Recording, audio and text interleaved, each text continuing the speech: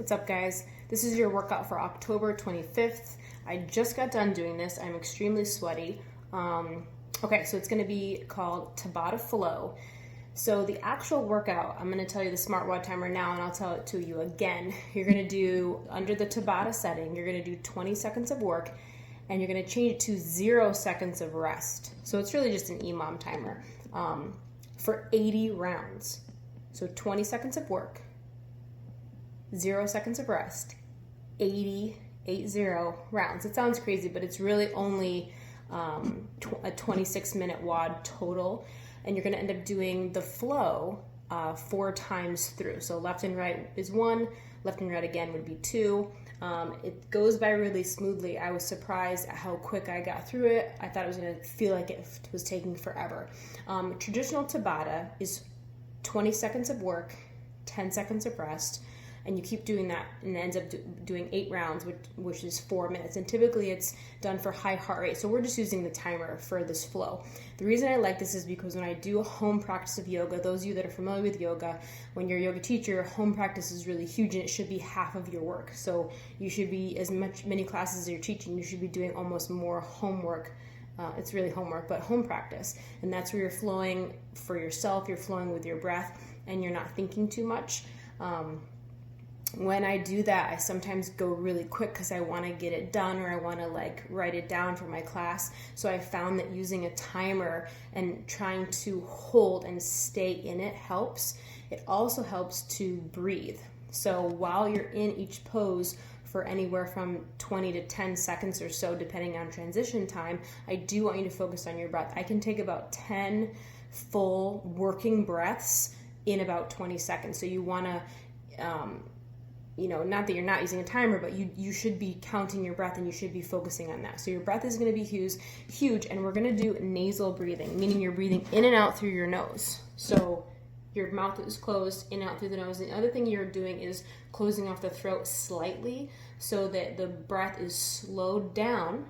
So it's not only slowed down, you're taking longer breaths, so it takes you more time to take the same amount of air in. And that also increases your capacity for breath. A fourth thing, if you need another reason to do it, it keeps you from hyperventilating. It keeps you focused on your breath, so you are breathing, you're not holding your breath. It also turns off your fight or flight and gets you to come out of that adrenaline state that we're in. If you're someone that wakes up and the first thing you do is drink coffee, you don't eat, then you're in that adrenaline state instead of using your body's own hormones to wake you up. An apple is a good pre-workout, by the way. Okay, so I want you to focus on your breathing. You're breathing through your nose, and we're breathing through a slightly closed throat, but with your mouth closed. So just the same sound you'd make if you were fogging up a mirror. You do that on your inhale and your exhale, but with your mouth closed. And it doesn't have to be super crazy loud, but you should be able to hear it. So hopefully you're working out by yourself, and you can do that. And take those longer breaths. The other thing I want you to focus on through this flow is your arm movement, and I'm going to mention all this again, but a lot of it's just standard kind of up arms, but I want you to be moving them around. I'll give you some ideas, but really just whatever feels good. Even just doing arm circles like you're swimming is totally fine. You're also going to need something, I'm going to use a green dinosaur, to remember what side you're on, because you're going to get confused. So the warm-up, we're going to do 2 rounds of 10 reps. So the first part of the warm-up, this is your activation part. We're going to do a step back lunge. This is called crescent lunge. I'm just up on my back heel. It's not down. That would be like warrior 1. And I'm just going to take my arms out in front and open towards my front leg. So I'm opening here. I'm going to step back with the other leg, and I'm opening to the other side. So this is a revolved warrior 2, which we're going to do in the workout, but I just wanted to warm up the leg, warm up that rotation. It's pretty big, so you're going to do 10 of those. So left, right is 2. So 1, 2, 3, 4, all the way to 10. Really simple. And then you're going to do alternating planks. So from plank, I'm going to alternate going into side plank on the left and side plank on the right. I'll show you here. So as I open up into side plank, I would suggest putting your foot behind you to start. That helps open the chest And then you can play with taking your foot up or maybe just stacking it and then do the other side. So again, take that foot behind you immediately, really open the chest. That helps push the shoulder into the floor. And then you can put the other foot, again, either down or maybe you play with picking it up. So you're gonna alternate left and right, again, 10 of those. Bum, bum, bum, bum. And then we're gonna do arch. So just laying on your belly, taking your hands up and your feet up. So 1, 2, with this one, I just want you to focus on lifting a little bit. It is very common when you do lifting arches versus like an arch where you just hold for 30 seconds.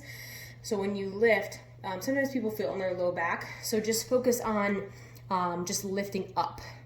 If I'm whispering, my other videos I'm probably louder. My kids are sleeping right now. I just realized I'm talking very quiet. And then you're gonna do boat leg extension just to practice. It's a cool core piece, but really just practice the extension we're gonna do in the front scales.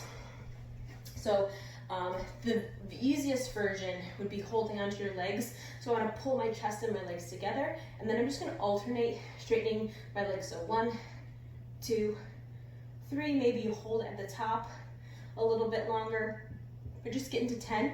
The other version would be here, arms up in front, and extending this way. I do advise pointing your toes, but it's okay if you drive it through the heel. If you have tight hamstrings, that's going to just be more helpful.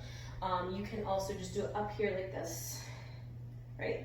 And again, if it's still too easy, maybe you just hold a little bit longer, or maybe you do both legs together. So that would be the hardest version. So doing 10 of those. You'll end up doing double if you do it like that. Those are your 4 movements. You're gonna do 2 rounds of just 10 reps each, just to kind of prime up the movements that we're gonna do. So we have 10 poses, 10 pieces to this flow. You're gonna do the 10 on the left side, and then you'll switch legs, do 10 on the other side, and that's 1 round. So left and right is 1 round, and you're gonna end up doing 4 rounds. So the total workout is gonna take you, like I said, 26 minutes to do that. It takes 3 minutes and 20 seconds on each side. It's not too bad. You're working for 20 seconds, but obviously you have to transition to the other pose, so you're actually working a little bit less. So you can kind of, when you hear the halfway point, start switching. When you hear the beeps, the 3, 2, 1 beeps, you can switch then and kind of eat into a little bit of both pieces. If there's a pose that's really difficult, maybe you get out of it early, and you can always rest and then go back in when you want to. I advise, like I said, moving the arms around, not only to just move them, but also helps pass the time. So if you're someone that's like, oh my God, I can't hold still, the moving part's gonna be really helpful.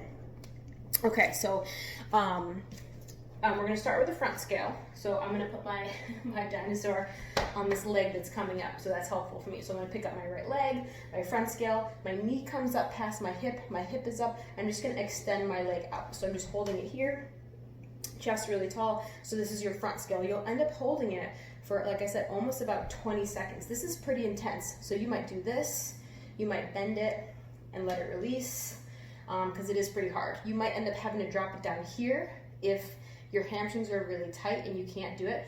The only thing I don't want you to do is lean back. So you do want to be as upright as possible and try pulling your chest towards your leg. Front scale is pretty tough. Then back scale. My hands always go with me, and then they go back up, sort of, again, that like flowy yoga piece. So just making it more dramatic. But we're gonna extend our arms out. I'm gonna bend this leg, lift my chest so that I'm in that Superman arch again. So I'm lifting my chest, lifting my back leg. The only thing I am gonna keep bent is this leg. In the front scale, this leg is straight. In the back scale, this leg is bent, all right? So from there, that's your second piece, back scale.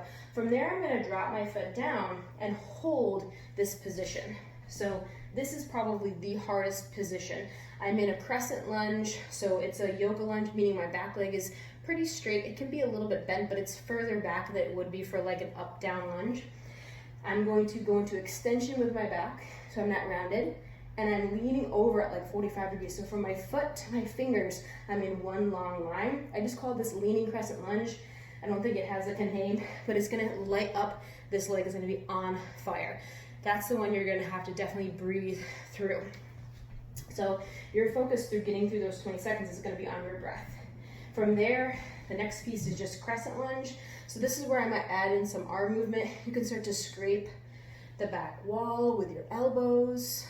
Like, you're not really scraping it, but going back there. You can also hook your arms together to round them the other way.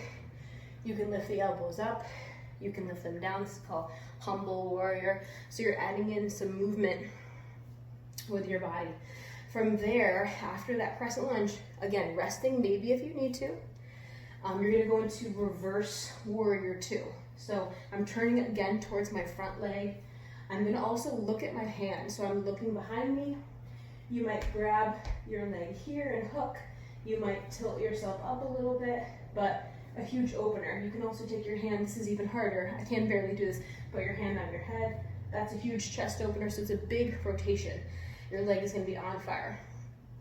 From there, you're gonna transition down to, we call it easy twist or low twist. You can drop your knee down. I love to add a lot of movement here with my arm. I like to add movement with my hips. So just passing the time and adding in that mobility. From there, I'm gonna go to side plank. So that'll be a little more tricky for you. So I like to use my arm as balance. I reach my arm forward and push my hips back. And like I said, I go right into that foot behind to open up my chest, and then I can play with my leg being up. You do not have to add as much movement as I am, but you certainly can to play with it for 20 seconds. And then I'm just gonna step forward. So again, using your hand as balance, slowly stepping forward. The next pose after side plank is pyramid. So you do have a little bit of transition there to get your foot up, but then pyramid is from that easy twist, just taking your leg straight and doing a straight leg forward fold. So here is pyramid. All right, and then from that pyramid, we're just gonna step to a regular forward fold. In that forward fold, I just want you to bend your knees and drop your head. So it looks here, that way you're not hanging out like this. So you'll stay in that nice forward fold, maybe grabbing opposite elbows, but you have 20 seconds here. And then 20 seconds of mountain pose. So that might be, my favorite version is pressing my palms together, really active. That's gonna open up your upper back, and trying to press to the ceiling and look at the ceiling. So even just looking at me here, that's a huge, look at this posture. I never stand like this. I'm usually super rounded, so I love that. But again, your arms might be really tired if you're not used to doing this. So you can take your hands down by your side. Just make sure you turn your palms open, and same thing, maybe just stand really tall here in like Tadasana. And that's one side. Then you're gonna do the other side. So my dinosaur, I'm gonna move him to the left and do the whole thing over again. Front scale for 20 seconds, back scale, okay? Leaning crescent lunge, reverse warrior two, easy twist. Move forward so you can see me. Side plank. Again, it might not be pretty getting there. Coming back up to pyramid, so a little bit of transition here. Forward fold, and then again standing, and then you'll switch legs. As you're doing this, obviously it's gonna be choppy. You might have trouble with the transitions too. You're trying to move as slow as possible. So you might start moving from one pose to the other, no matter which one it is. But it might take you like 10 seconds to get there, and that's good. So you wanna try to like keep moving. Obviously there's moments of pausing and breathing, but we're trying to string these together. You have 4 rounds, left and right, 4 times to do that. So use the timer as a way to slow yourself down, and a challenge to hold those poses a little longer than maybe you would. And like I said, definitely focusing on your breath, breathing through the nose and the throat, it'll sound like that.